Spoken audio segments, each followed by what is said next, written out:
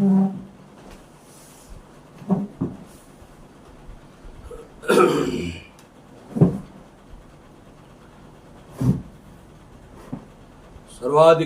సర్వసృష్టికర్త, జయరక్షకుడా, నిఘనమైన నామం కొరకే వందనాలు ప్రభా. మా కొరకే పరలోకం నుంచి ఈ భూమి మీదకి దేవుడు అయ్యండి, నరమాతృడుగా స్వరూపంలో నేను దేవుడు అయ్యండి అయా. మానవుని నీ స్వరూపంలో నీ పోలికల్లో సృష్టించిన వాడవై అదే మానవుని నాయన స్త్రీ గర్భములో అదే స్వరూపంలో జన్మించడానికి ఇష్టపడినందుకు నీకు వందనాలు దేవ. మా పాప అపరాధముల కొరకే మరణించి పునరుద్ధాండవై తిరిగి లేచి నీ రక్తం ద్వారా మా పాపంపై మాకు విజయాన్ని అనుగ్రహించి నరకమును తప్పించి నీ రాజ్యం కొరకే మమ్మల్ని సిద్ధపరచడానికి ఇష్టపడినందుకు నీకు వందనాలు. ఈ దినము ప్రభా మరి కేంద్ర పాలిత ప్రాంతం కొరకు, ఢిల్లీ, జమ్మూ కాశ్మీర్ కొరకు, లడాక్, పాండిచేరు అధికారులు, నాయకుల కొరకు, దేవుని రాజ్యం కట్టబడ్డ కొరకు, కింగ్స్ టెంపుల్ పరిచర్య కొరకు ప్రత్యేకంగా ప్రార్థిస్తుండగా ప్రభా నీ ఏర్పాట్లు ఉన్న ఢిల్లీ, జమ్మూ కాశ్మీర్, లడాక్ ఆ ప్రాంతంలో ఉన్న ప్రజలను నీ ఏర్పాట్లు ఉన్న వారిని నరకం విడిపించి నీ రాజ్యం కొరకే సిద్ధపరచు. ముందుగా ఆ ప్రాంతంలో ఎరిగిన నీ దాసులను బట్టి పరిశుద్ధులు నీ రాజ్యం కొరకే సిద్ధపరచడానికి ఇష్టపడినందుకు కృతజ్ఞత చెల్లిస్తూ దేవా నీ లేఖనాల ద్వారా మాతో మాట్లాడమని యేసు నామంలో వేడుకుంటున్నాం తండ్రి, ఆమేన్. 413 పాట పాడుకుందాం. దారి తొలగితివేలా, దారి తొలగితివేలా, రక్షణ మార్గము వెదకు, రక్షణ మార్గము వెదకు. పాపమందే జన్మించితివి, పాపమందే జన్మించితివి, పాపమందే జీవించితివి, పాపమందే జీవించితివి. ఎరుగకున్నావు, ఎరుగకున్నావు, రక్షణ మార్గము వెదకు, రక్షణ మార్గము వెదకు. దారి తొలగితివేలా,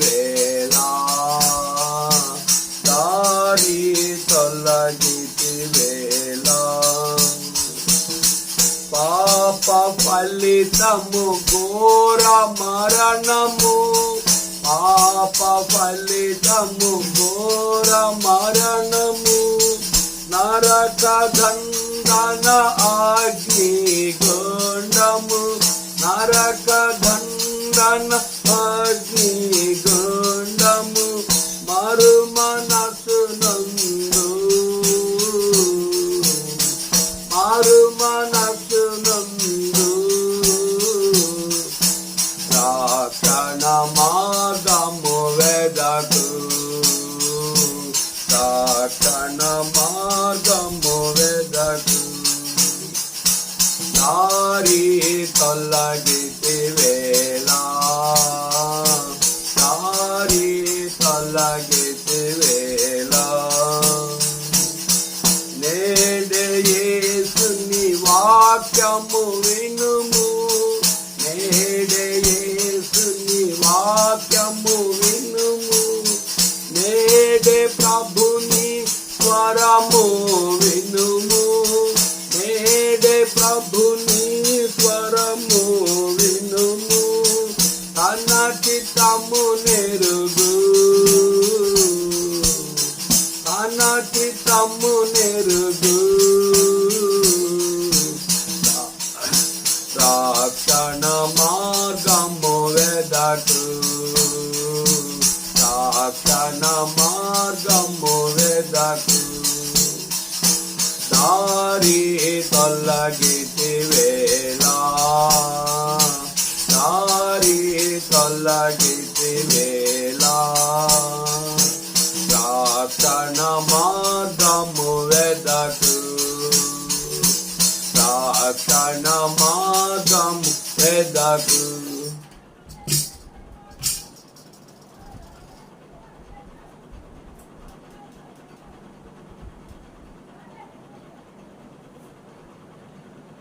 దేవుని వాక్యాన్ని చదువుకుందాం.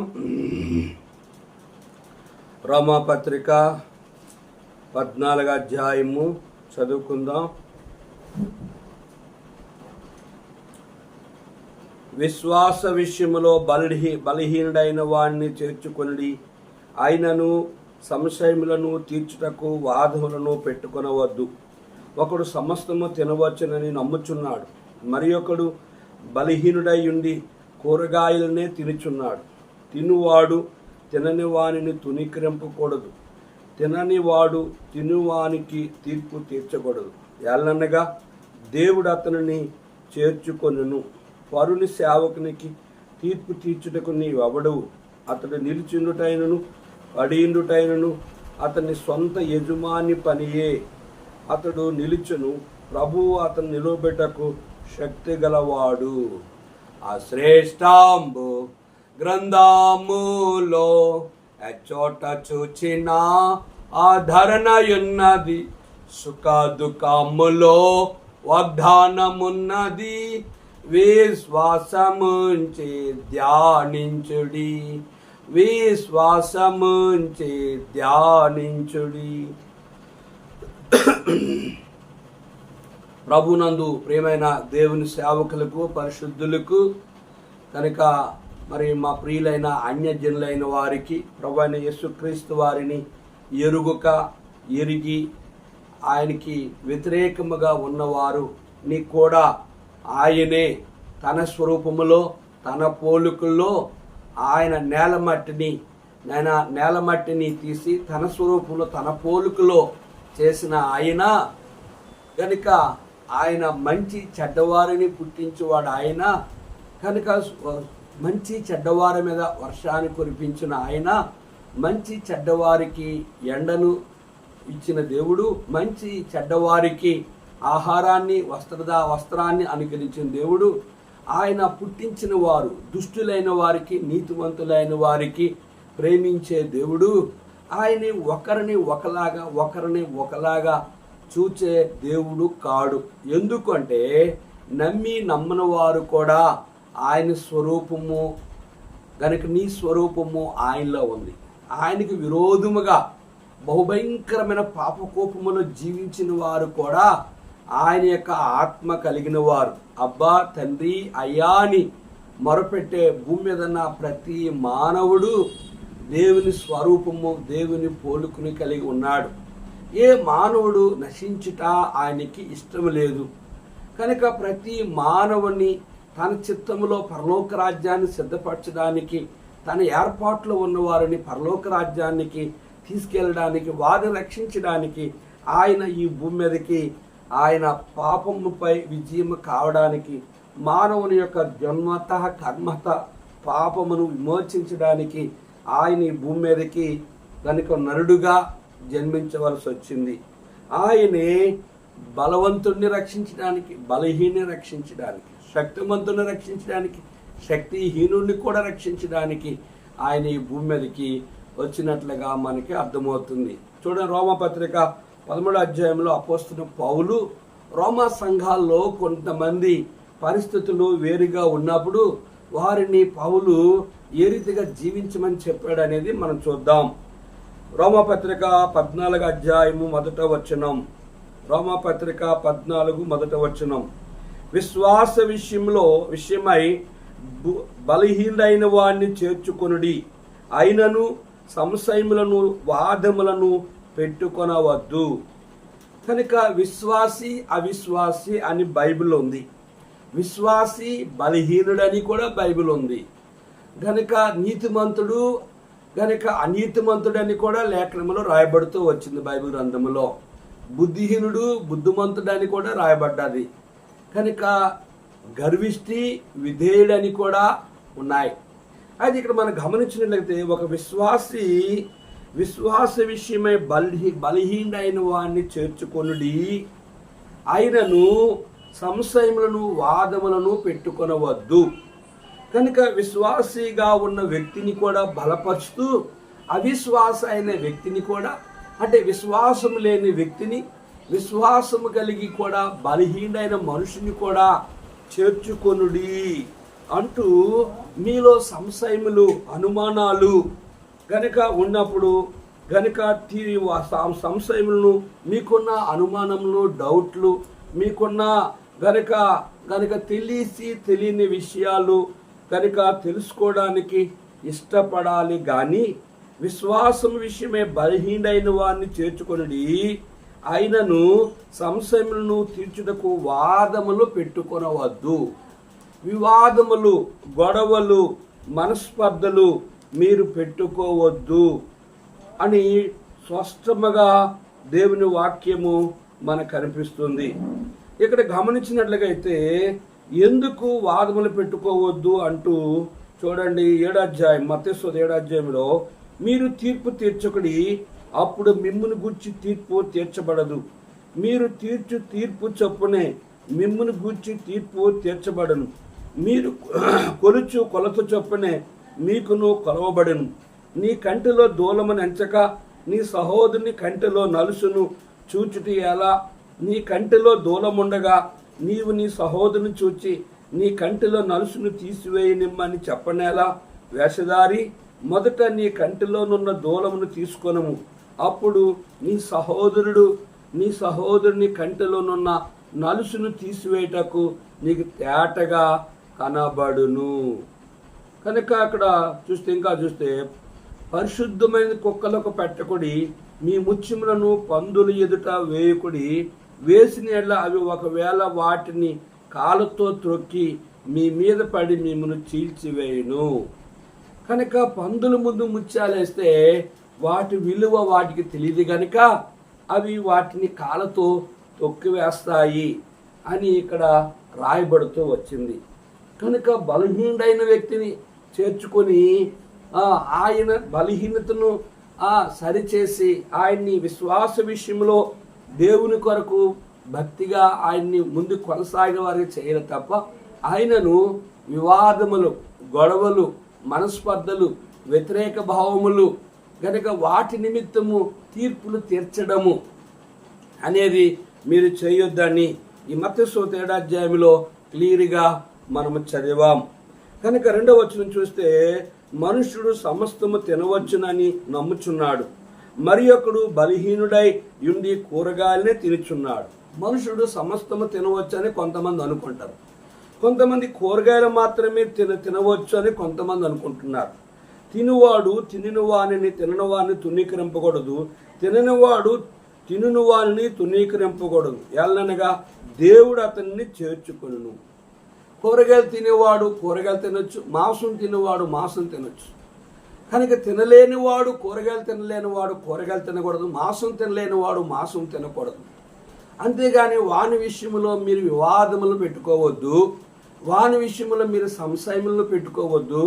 వాని విషయంలో గనుక బలహీనైన మనుషుణ్ణి విశ్వాస విషయంలో అతడు భక్తిగా జీవించడానికి అతను మీరు సహాయం చేయాలి. కానీ పరునికి సేవకునికి తీర్పు తీర్చుటకు నీవెవడవు? అతడు నిలుచుంటైనను పడియుండుటైనను అతని సొంత యజమాని పనియే. అతడు నిలుచును, ప్రభువు అతను నిలువబెట్టకు శక్తి గలవాడగును. కనుక పరుని సేవకునకు తీర్పు తీర్చుడు కింద మనం చదివాం. కనుక మత్తయి 7వ అధ్యాయం 1-6 వచనాలు. కనుక నీ కంటిలో దూలం ఉండగా ఎదుటివాని కంటిలో నలుసును తీయవేయడానికి ప్రయత్నము చేయవద్దు. కనుక దేవుడు ప్రభువు ఒక వ్యక్తి బలహీనైన వ్యక్తిని చేర్చుకుంటే, దేవుడు అతను చేర్చుకుంటే, కనుక పరునికి తీర్పు తీర్చుటకు నువ్వెవడవు? కనుక అతడు నిలుచుండైనను పడియుండుటైనను తన సొంత యజమాని పనియే. అతడు నిలుచును, ప్రభువు అతని నిలువబెట్టకు శక్తి గలవాడగును. కనుక పరునికి తీర్పు తీర్చే హక్కు ఈ భూమి మీద ఏ మానవునికి లేదు. చూడండి, ఒకడు తన ఒక దినము కంటే మరి ఒక దినము మంచి దినమని ఎంచుచున్నాడు, మరి ఒకడు ప్రతి దినము సమానముగా ఎంచుచున్నాడు. ప్రతివాడు తన మట్టుకు తానే తన మనసులో రూఢిపరచుకొనవలెను. ఒకడేమో ఒక దినము మంచిదనుకుంటున్నాడు, మరి ఒక దినము మంచిదనుకుంటున్నాడు. ఒకడేమో ప్రతి దినమును సమానముగా ఉన్నాయని ఎంచుకుంటున్నాడు. ప్రతివాడు తన మట్టుకు తానే తన మనస్సులో రూఢిపరుచుకొనును. ఎవరు ఏ రీతిగా ఓ దినాన్ని గురించి అనుకున్నప్పుడు, మంచి అనుకున్నా చెడ్డ అనుకున్నా, 7 దినాలు కూడా దేవుడు మంచిగా చేసినట్లుగా ఆదికాండం 1-2 అధ్యాయంలో మనం చూస్తున్నాం. చాలామంది క్రైస్తవులు శుక్రవారం మంచి రోజు, ఆయన చనిపోయిన రోజు. చాలామంది క్రైస్తవులు ఆదివారము ఆయన చనిపోయి లేచాడు మంచి రోజు అని ఆ రోజు వారి ఇల్లుకి పునాది వేయాలన్నా, పెళ్లి చెయ్యాలన్నా, కనుక ఏ మంచి పని చెయ్యాలన్నా క్రైస్తవులు ఉపవాసం ఉండాలంటే శుక్రవారం మంచి దినము అని ఎంచుకునేవారుగా ఉంటారు. కనుక శుక్రవారమే కాదు, ఆదివారమే కాదు, ప్రతి దినము ఆయన మంచిదిగా చేశాడు. అయితే పునరుద్ధాన దినము ఏ దినం అంటే ఆయన సిలువలో నుంచి చనిపోయి తిరిగి లేచిన దినము గనుక ఆయన సిలువ మరణ పునరుద్ధానములో మనం పాలివారమై ఉండుట గనుక ఆయన మరణ పునరుద్ధానంలో మనము ఆత్మతోను సత్యముతోను యథార్థముగా ఆయన్ని ఆరాధించడానికి కనుక ఆయన మరణ పునరుద్ధానములో మనం పాలు పొందిన వారమై మనం ఉన్నాం. కనుక ఆ దినము మంచిదని. ఎందుకు మంచిది పునరుద్ధాన దినం అంటే, ఒక వ్యక్తి యొక్క పాప పరిహారము కొరకే ఆయన చనిపోయి తన రక్తాన్ని కాచిన దినము. మంచి శుక్రవారము అంటారు క్రైస్తవులు. అంటే యేసు ప్రభు చనిపోయిన రోజు. అంటే మంచి శుక్రవారం అంటే గుడ్ ఫ్రైడే అంటారు. అంటే గుడ్ ఫ్రైడే అంటే, ఫ్రైడే అంటే శుక్రవారం, గుడ్ అంటే మంచి. అంటే ప్రపంచ యావత్తుడికి ఆయన ఒక దినాన్ని సర్వ మానవాళి పాప పరిహారము కొరకే పరిశుద్ధుడైన దేవుడు తన ప్రాణాన్ని బలిగా అర్పించి యావత్తు ప్రపంచాన్నిలో ఉన్న సర్వ మానవాళిని రక్షించడానికి ఆయన ఇష్టపడ్డాడు. గనుక ఆయన మరణ దినము జ్ఞాపం చేసుకోవాలి. అందుకే మనము ప్రసంగి గ్రంథం 7వ అధ్యాయం మనం గమనించినట్లయితే క్రైస్తవులు ఈ దినము కూడా మంచిదేని ఎంచుకుంటూ వస్తారు. ప్రసంగి గ్రంథం 7వ అధ్యాయంలో లేఖనము ఇలాగ సెలవిస్తుంది. ప్రసంగి 7వ అధ్యాయంలో మనం గమనించినట్లయితే ఒక చక్కని మాట రాయబడుతూ వచ్చింది. సుగంధ తైలము కంటే మంచి పేరు మేలు, ఒకని జన్మదినము కంటే మరణ దినమే మేలు అని రాయబడ్డారు. కనుక ఈ వచనాన్ని చాలా మంది ఎట్లా అర్థం చేసుకుంటారో మనం గమనిస్తే చూడండి, సుగంధ తైలము కంటే మంచి పేరు మేలు. కనుక సుగంధ తైలం అనే తైలం ఎంతవరకు వాసన వస్తుందంటే కొద్ది సమయమే అది సుగంధము అనేది వాసన అనేది వస్తుంది. కానీ సుగంధ తైలం కంటే మంచి పేరు మేలు. భూమి మీద మనం మంచి పేరు తెచ్చుకోవాలా, చెడ్డ పేరు తెచ్చుకోవాలంటే దేవుని దృష్టిలో బలా నమ్మక మంచి దాసుడా అని అంటాడు ప్రభు. కనుక మంచి దాసులుగా సోమరువైన చెడ్డ దాసుడా అని అంటాడు. కనుక సోమరులుగా ఉండటం అనేది మనము సాంతులను ఆరాధ్యం చేసి చూసినట్లయితే సోమరి సీమల యొద్దకు వెళ్ళి వాటిని నడతను చూసి జ్ఞానము తెచ్చుకో అంటాడు. అంటే జ్ఞానవంతుడు తన సమయాన్ని సద్వినియోగం చేసుకుంటాడు. కనుక మంచి వ్యక్తి కనుక తన చెడు జీవితాన్ని కలిగి జీవించేవాడుగా ఉండడు. కనుక సుగంధ తైలము కంటే మంచి పేరు మేలు, మంచి పేరుగా మనం బ్రతకాలి. రెండోది, ఒకరి జన్మదినము కంటే మరణ దినము మేలు. కనుక జన్మించడం అనేది సాయిబులు ముస్లింలు చాలా మంది ఒక బిడ్డ పుట్టాడు అంటే ఎందుకు పుట్టావురా, మేము నరకం అనిపిస్తున్నాము భూమి మీద, నువ్వు కూడా నరకం అనిపించడం పుట్టావా అని చెప్పి వాడు కూడా నరకం అనిపిస్తాడని నవ్వుతూ ఉంటారని కొంతమంది చెప్తూ ఉంటారు.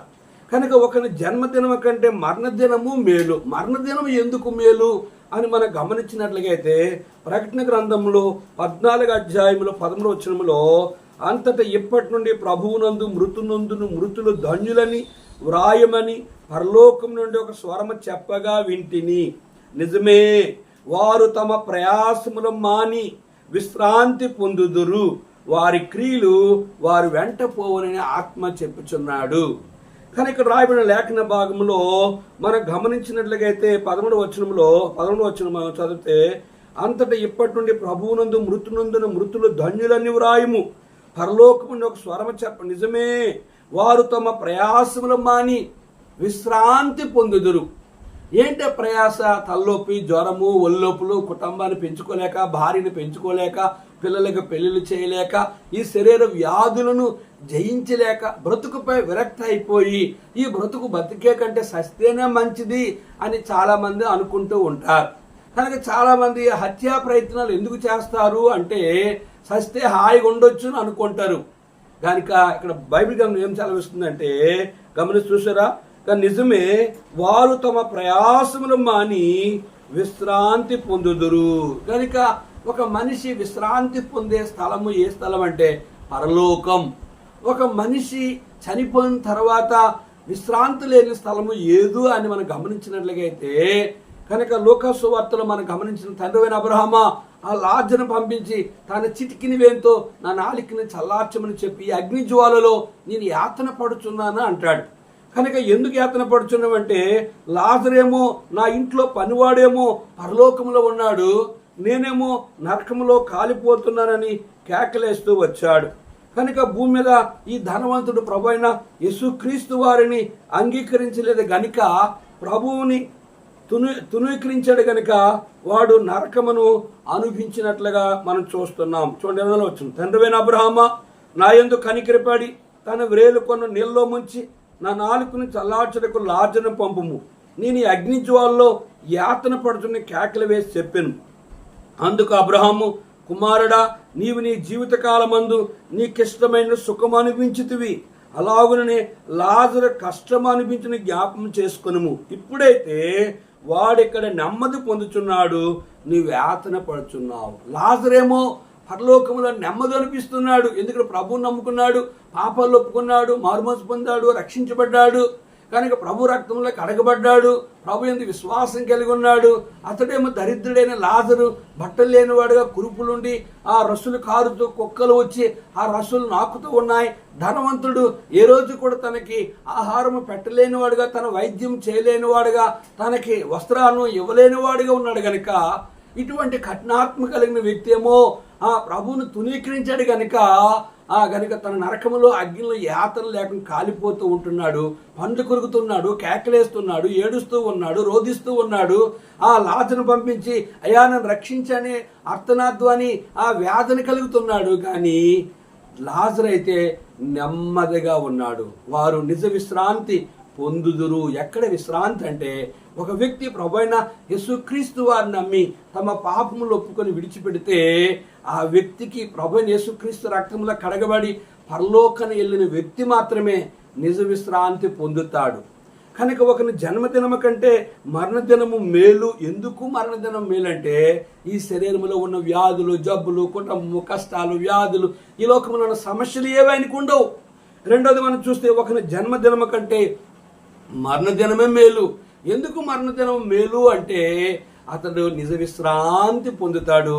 ప్రభువును తునీకరించి లోకంలో కన్ను మూస్తే అతడి జీవితంలో నెమ్మది అనేది ఉండదు.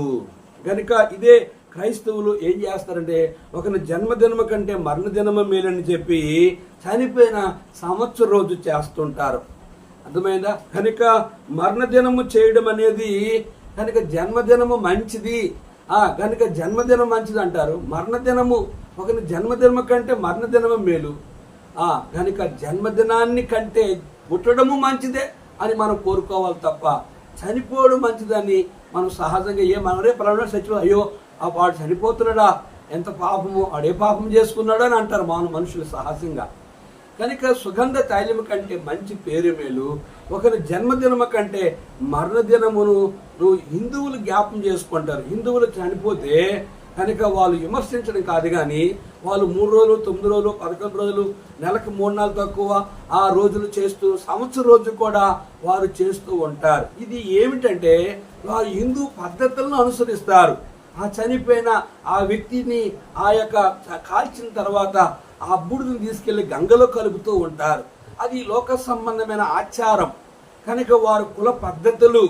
కానీ దేవుని సేవకులుగా, పరిశుద్ధులుగా, ప్రభు రక్తంలో కడగబడిన వారుగా, నామకార్థ క్రైస్తవులుగా, దేవుని చేత పిలువబడిన విశ్వాసులని చెప్పుకున్న వారుగా, దేవుని చేత పిలువబడిన సేవకులని చెప్పుకున్న వారుగా ఆ దినాలను నువ్వు చనిపోయిన రోజు అని జ్ఞాపకం చేసుకుని స్మారకులుగా పెట్టి లోక సంబంధమైన 2, 3 రోజులు, 9 రోజులు, 11 రోజులు కనుక ఇవన్నీ ప్రజల్ని అడ్డుదోవలో ప్రక్క మార్గాల్లో కొంతమంది యేసుప్రభువు వారు సమాధిని తిరిగి లేచాడు కనుక స్త్రీలు సుగంధ వేయడానికి వెళ్ళారు కనుక మనము కూడా ఆయన సమాధిలో లేడు, మనలు కూడా సమాధిలో లేకపోయినప్పుడు కూడా ఎముకలు ఉన్నప్పుడు కూడా మనం వెళ్ళి సమాధి పూర్తి చేద్దామని ఈస్టర్ రోజు వెళ్ళి కొంతమంది సమాధికి సున్నాలేసి సమాధికి వెళ్ళి వారు చనిపోయిన వారు జ్ఞాపకం చేసుకుని సేవకులు తీసుకెళ్ళి ఈ పాస్టర్లు కూడా వాళ్ళని తీసుకెళ్ళి ప్రార్థన చేయిస్తుంటారు. వీళ్ళకేమో కానుకలు కావాలి, వాళ్ళకేమో వాళ్ళు చనిపోయిన వాళ్ళ జ్ఞాపకం చేసుకుని ఆ సమయంలో ఏడుస్తూ ఉంటారు. చచ్చిపోయిన వ్యక్తి కొరకు ఏడడం కాదు, వారు బ్రతికుండగానే వారికి మంచి ఆహారం ఇవ్వాలి, వారికి మంచి వైద్య సదుపాయం చేయాలి, వారికి మంచి బట్ట ఇవ్వాలి, వారిని ప్రేమగా చూడాలి. అదే వారు ఇంక కొన్నాళ్ళు బ్రతకడానికి నువ్వు ప్రేమ చూపిస్తే వారు కొన్నాళ్ళు బ్రతకడానికి అవకాశం ఉంటుంది. వారు చనిపోతూ నన్ను బాగా చూశారు గనుక నా రుణం మీరు తీర్చుకున్నారని వారు మంచి సంతోషంతో నీ మీద మంచి అభిప్రాయంతో వారు నీ గురించి ఇతరులకు మంచి సాక్ష్యం చెప్పగలుగుతుంటారు. నువ్వు వాళ్ళ వ్యతిరేకంగా చూసి వాళ్ళు అవిధేయంగా వాళ్ళని బాధ పెట్టినట్లుగా అయితే కనుక నీ గురించి తన దగ్గరికి వచ్చిన వారికి చెడుగా చెప్తారు. నేను శాపాలను చూస్తున్నారు, నేను బతకడం వాళ్ళకి మంచిది కాదు అని నీ గురించి చెడు సమాచారం చెడు సాక్ష్యాన్ని చెప్తూ ఉంటారు. ప్రియ సహోదరి సహోదరుడా, రోమపత్రిక 14వ అధ్యాయంలో మనం గమనించినట్లుగా అయితే 5వ వచనంలో ఒకడు ఒక దినము కంటే మరి ఒక దినము మంచిదని ఎంచుచున్నాడు, మరి ఒకడు ప్రతి దినము సమానముగా ఎంచుచున్నాడు. ప్రతివాడు తన మట్టుకు తానే తన మనసులో రూఢిపరుచుకున్న వాళ్ళను దినమును లక్ష్య పెట్టువాడు ప్రభువు కోసమే లక్ష్య పెట్టుచున్నాడు. తినువాడు దేవునికి కృతజ్ఞతాస్తులు చెల్లించున్నాడు గనుక ప్రభువు కోసమే తినుచున్నాడు. తిననివాడు ప్రభువు కోసమే తినటం మాని దేవునికి కృతజ్ఞతాస్తుతులు చెల్లించుచున్నాడు. గమనించారా? ఇక్కడ మంచి మాటలు రాబడ్డాయి. దినమును లక్ష్య పెట్టువాడు ప్రభువు కోసమే లక్ష్య పెట్టాలి, అది మంచిది. రెండోది చూస్తే తినువాడు దేవుని కృతజ్ఞత చెల్లించుచున్నాడు. తినినవాడు దేవునికి ఏం చేయాలి? ప్రార్థన చేసి కృతజ్ఞత, ప్రభు ఆహారం ఇచ్చావు నీ వందనాలని దేవుని కృతజ్ఞత చెల్లించడం మంచిది. తర్వాత చూస్తే ప్రభువు కోసమే తినుచున్నాడు. తిననివాడు ప్రభువు కోసమే తినటం మాని, తిననివాడు కూరగాయలు తినలేనివాడు, మాంసం తినలేనివాడు, ఇది తినలేని ప్రభా అని చెప్పి దాని విషయంలో కూడా దేవుని కృతజ్ఞతలు చెల్లిస్తున్నారు. సహజంగా మనము ప్రార్థన భోజనం చేసినప్పుడు ప్రార్థన చేస్తాం, కానీ భోజనం అయిపోయిన తర్వాత కూడా మనము దేవునికి ఏమి చెల్లించాలా? కృతజ్ఞతాస్తుతులు చెల్లించాలి. చూడండి, కీర్తన 53వ అధ్యాయంలో కీర్తన 53లో మాట రాయబడ్డది. దేవునికి ప్రార్థన చేయక ఆహారము మృంగునట్లుగా నా ప్రజలు మృంగు పాపాత్ములకు తెలివి లేదా? ఎందుకు కనుక దేవుడిచ్చిన భోజనం కొరకు కృతజ్ఞత చెల్లించాలి. ఎందుకు ఆయనకి భోజనం ఇచ్చినందుకు ఆయన థ్యాంక్స్ తెలియజేయాలి. భోజనం చేసిన తర్వాత కూడా ఆహారం తినడానికి సహాయం చేసావు దేవా, నీకు వందనాలు అని చెప్పాలి. కానీ సహజంగా భోజనం చేసిన తర్వాత కూడా దేవునికి ఎందుకంటే ప్రసంగ గ్రంథం 2:20 వచనంలో ఆయన సెలవు లేక ఎవరు భోజనం చేసి సంతోషించలేరు. నువ్వు భోజనం చెయ్యాలి కనుక ఆహారం తిని ముగించాలంటే అది ఆయన సెలవు కావాలి, ఆయన చిత్తము కావాలి అని ఇక్కడ మనం గమనించినట్లయితే దేవుని కృతజ్ఞతాస్తుతులు చెల్లించుచున్నాడు. తిననివాడు కూడా తినటం మానినవాడు దేవుని కృతజ్ఞత చెల్లిస్తున్నాడు, తినినవాడు కూడా దేవుని కృతజ్ఞతాస్తుతులు చెల్లించుచున్నాడు. కనుక ఆ రీతిగా ఆయన ఇచ్చిన దాన్ని బట్టి నా ప్రాణమ యెహోవాను సన్నిధించుము, ఆయన చేసిన ఉపకారములో దేనిని మరువకము. మనలో ఎవడను తన కోసమే బ్రతకడు, ఎవడను తన కోసమే చనిపోడు. మనము బ్రతికినను ప్రభువు కోసమే బ్రతుకుచున్నాము, మనము చనిపోయినను ప్రభువు కోసమే చనిపోచున్నాము. కాబట్టి మనం బ్రతికినను చనిపోయినను ప్రభువు వారమై ఉన్నాము. ఇక్కడ ఈ మాటని మనం గమనించినట్లుగా అయితే మనలో ఎవడను తన కోసమే బ్రతకడు.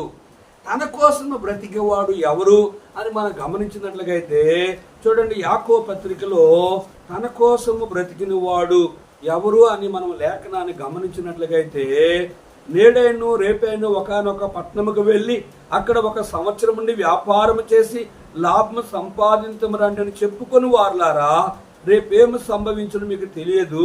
మీ జీవం ఏపాటిది, మీరు కొంతసేపు కనబడి అంతలో మాయమైపోవు ఆవిరి వంటి వారే. గనుక ప్రభు చిత్తమైతే మనం బ్రతికి ఉండి ఇది అది చేతమని చెప్పుకొనవలను. ఇప్పుడైతే మీరు మీ డంబముల యందు అతిశయపడుచున్నారు. ఇట్టి అతిశయమంతయు చెడ్డది. కాబట్టి మేలైనది చేయనిరిగియు అలాగు చేయని వానికి పాపము కలుగును. గమనించారా? తన కోసమే బ్రతికేవారు ఎవరంటే కనుక నా ప్రాణమా తినుము త్రాగుము సంతోషం. ఇదే లోకసోత 12వ అధ్యాయం చూస్తే ఆ సంవత్సరం భూమి బాగా పండింది అని అంటున్నాడు. నా ప్రాణమా తినుము త్రాగుము సుఖించుము. ఆ అనేక సంవత్సరాలు కావలసిన ఆహారం నీ వద్ద ఉందంటే దేవుడు అంటున్నాడు, ఓ ఎర్రోడా, ఈ రాత్రి నీ ప్రాణం తీస్తే నువ్వు సంపాదించినవన్నీ ఎవరు వగుతాయి అని క్లియర్గా అక్కడ రాయబడుతూ వచ్చింది. కనుక ఈ లోకంలో కనుక తన కోసమే తినినవాడు, సృష్టికర్తన దేవుని ఎరగనవాడు, ఆకాశం ఇచ్చి సూర్య చంద్రులనిచ్చి నక్షత్రములిచ్చి ఆకాశం నుంచి వర్షం ఇచ్చి భూమినిచ్చి పంటనిచ్చి భూమి క్రింద నుంచి నీటినిచ్చి నీకు కావలసినవన్నీ ఇచ్చిన దేవునికి కృతజ్ఞత చెల్లించిన వాడై ఉండాలి. నిన్ను పుట్టించిన దేవునికి ఆయన నీ సేవించి ఆయన ఆరాధించి ఆయనతో యుగాలు పరలోకములో ఉండాలని ఆశించాలి. కానీ పుట్టాం కనుక సస్తాము కుక్కల్లాగా పందుల్లాగా బతికినంత కాలం బ్రతికి చచ్చిపోదాం, తక్కుడో బిక్కుడో నరకం ఎవడు చూశాడు పరలోకం ఎవడు చూశాడని అజ్ఞానము చేత నువ్వు జీవించినట్లయితే నీ కోసమే నువ్వు తిని ఈ లోకంలో చనిపోయినట్లయితే కొందరు పాపులు ముందు నడుస్తాయి, కొందరు పాపులు వెనుక నడుస్తాయి. అది లేఖనములో రాయబడ్డాలి. కనుక వారి యొక్క పాపములు వారిని ఏం చేస్తాయంటే అప్పగిస్తాయి. కొందరు పాపములు బట్టబయలవుతాయని లేఖనములో చూడండి. 1 తిమోతి పత్రిక 5వ అధ్యాయంలో 24వ వచనం. కొందరు పాపములు తేటగా బయలుపడి న్యాయపు తీర్పునకు ముందుగా నడుచున్నవి, మరికొందరు పాపములు వారు వెంట వెలుచున్నవి. అటువలే మంచి కార్యము తేటగా బయలుపడుచున్నవి, బయలుపడనవి దాచబడనేరవు. కనుక నువ్వు సృష్టికర్త దేవుని తునికి చనిపోయినట్లయితే నీ పాపము చేత మనుషులు ఒకసారి మృతుబొందును, ఆ తర్వాత తీర్పు జరుగును. తీర్పు అయిపోయిన తర్వాత నీ ఆత్మ నరకంలో త్రోయబడుతూ ఉంది. కానీ ఇక్కడ మనం చదువుకున్న లేఖన భాగం 2ది మనం చూస్తే, ఎవడును తన కోసమే చనిపోడు, మనము బ్రతికినను ప్రభువు కోసం బ్రతుకుచున్నాము, చనిపోయినను ప్రభువు కోసమే చనిపోచున్నాము. కాబట్టి మనము బ్రతికినను చనిపోయినను ప్రభువు వారమై ఉన్నాము. ప్రభు అయిన యేసుక్రీస్తు వారిని అంగీకరించి బ్రతికినను ప్రభు కొరకే, చనిపోయినను ప్రభు కొరకే, జీవించినను ప్రభు కొరకే, చనిపోయినను ప్రభు కొరకే. ఆ వ్యక్తి యొక్క ఆశ ఏంటంటే ఈ లోకంలో నిన్ను కన్ను మూస్తే పరలోకములో యుగయుగాలు నా దేవునితో ఉండాలని ఆశ కలిగిన వాడుగా ఉండాలి. తినను ఆయన కోసమే తినాలి, బ్రతికినను ఆయన కోసమే తినాలి. కనుక ఈ లోకంలో ఒక దినం మంచిది ఒక దినం చెడ్డదని అనడానికి వీలు లేదు. 7 దినాలు కూడా మంచిదిగానే ఆయన అనుగ్రహిస్తూ వచ్చాడు. 9వ వచనంలో తాను మృతులను సజీవులకును ప్రభువుండుటకు ఇందు నిమిత్తమే కదా క్రీస్తు చనిపోయి మరలా బ్రతికును. తాను మృతులకును సజీవులకును ప్రభువుండుటకు ఇందు నిమిత్తమే కదా క్రీస్తు చనిపోయి మరలా బ్రతికును. ప్రభువుని ఎరిగిన వారు కొరకు చనిపోయింది ఆయనే. ప్రభువుని ఎరక్క చనిపోయిన వారి కొరకు యేసు ప్రభు చనిపోయి లేచింది ఆయనే. ప్రభువుని ఎరిగి చనిపోయిన వారేమో మోక్షానికి వెళ్తారు, ప్రభువుని ఎరొక్క తునీకరించి చనిపోయిన వారేమో నిత్య నరకానికి వెళ్తారు. కనుక అయితే నీవు నీ సహోదరునికి తీర్పు తీర్చనేలా, నీ సహోదరుని నిరాకరింపనేలా మనమందరము దేవుని న్యాయపీఠం ఎదుట నిలుతుము. ఇక్కడ ఏమంటుందంటే, అయితే నీవు నీ సహోదరునికి తీర్పు తీర్చనేలా, నమ్మలేని వాడికి గనక నువ్వు తీర్పు తీర్చనేలా, నమ్మిన వాడికి నమ్మలేని వాడు తీర్పు తీర్చనేలా, నీ సహోదరునికి నువ్వు తీర్పు తీర్చనేలా, నీ సహోదరుని నిరాకరింపనేలా తునీకరింపనేలా మనమందరము దేవుని న్యాయపీఠం ఎదుట ఒకరోజు నిలవలసిన వారమై ఉన్నాం. ఎట్లా నిలుస్తాము? నా తోడు ప్రతి మోకాలు నా ఎదుట వంగను, ప్రతి నాలుకయు దేవుని స్తుతించును అని ప్రభువు చెప్పుచున్నాడు అని వ్రాయబడి ఉన్నది గనుక మనలో ప్రతి వాడును తన్ను గురించి దేవునికి లెక్క అప్పగించాలి. కనుక ప్రతి వాడు ఇక్కడ చూస్తే నా తోడు ప్రతి మోకాలు నా ఎదుట వంగెను, ప్రతి నాలుక దేవుని స్తుతించునని ప్రభు చెప్తున్నాడు అని వ్రాయబడి ఉంది కనుక మనలో ప్రతి వాడు తన్ను గురించి దేవునికి ఏం అప్పగించాలి? లెక్క అప్పగించాలి. చూడండి, అదే విషయము ఇక్కడ మనకు రాయబడ్డది. ఫిలిప్పీ పత్రిక 2వ అధ్యాయంలో 5వ వచనం, ఆయన దేవుని స్వరూపము కలిగిన వాడై ఉండి దేవునితో సమానముగా ఉంటే విడిచిపెట్టకుండా భాగ్యమని ఎంచుకోలేదు కానీ మనుషులు పోలికగా పుట్టి దాసుని స్వరూపము ధరించుకొని తన్ను తానే రిక్తినిగా చేసుకొనెను. మరియు ఆయన ఆకారమందు మనుషుడిగా కనబడి మరణము పొందినంతగా అనగా శిలువ మరణము పొందినంతగా విధేయ చూపిన వాడై తన్ను తాను తగ్గించుకొను.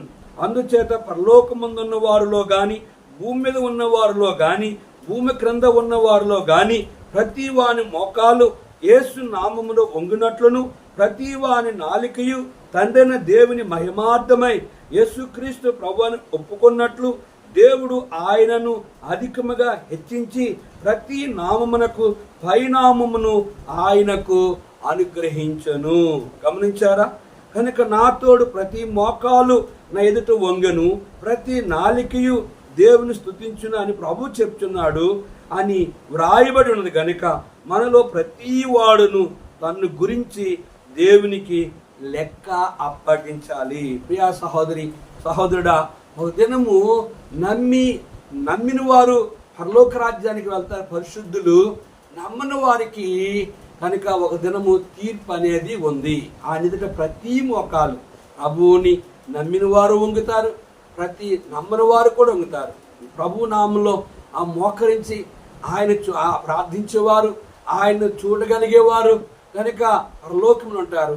ఎవరు ప్రభు నామను మోకరించరో, ఎవరు యేసు దేవుడిని ఒప్పుకోరో, ఎవరు ఆయన చూడరో ఓ దినాన్ని రొమ్ము కొట్టుకొని నరకములో అగ్ని ఆరదు, పురుగు చావదు, పండ్లు కొరుకుట, కేకలు వేయట, ఏడ్చుట, రోధించుట, యుగ యుగములు ఘోరమైన నరకం అనిపిస్తారు. ప్రభువుని ఎరిగిన వారు తెల్లని బట్టలు ధరించుకొని పరిశుద్ధులని 24 గంటలు కాకుండా కనుక యుగ యుగములు కూడా ప్రభువుని అక్కడ ఏడుపు ఉండదు, దుఃఖం ఉండదు, మరణం ఉండదు, కన్నీరు ఉండదు, ఏ చింత వ్యాధులు ఉండవు.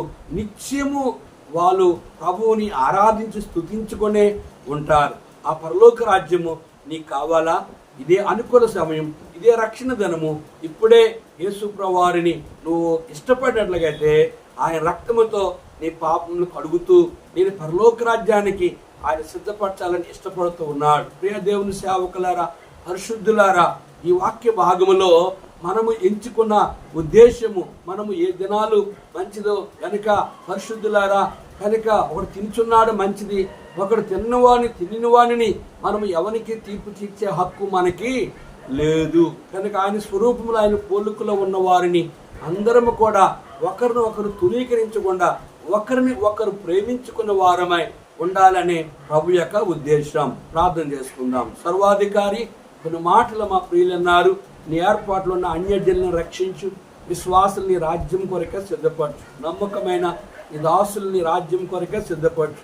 నీకు విరోధంగా ఉన్న అన్యులను, నీకు విరోధంగా ఉన్న క్రైస్తవులని, నీకు విరోధంగా ఉన్న విశ్వాసులని, నీకు విరోధంగా ఉన్న సేవకుల్ని కూడా క్షమించు. వారిని కూడా నీ వాక్య వెలుగులో సరిచేసి సత్యవాక్యాన్ని అంగీకరించి నరకం నుంచి విడుదల కలిగి నీ రాజ్యం స్వతంత్రించుకుని వారుగా సిద్ధపరచమని యేసు నామములో అడిగి వేడుకుంటున్నాం తండ్రి, ఆమేన్.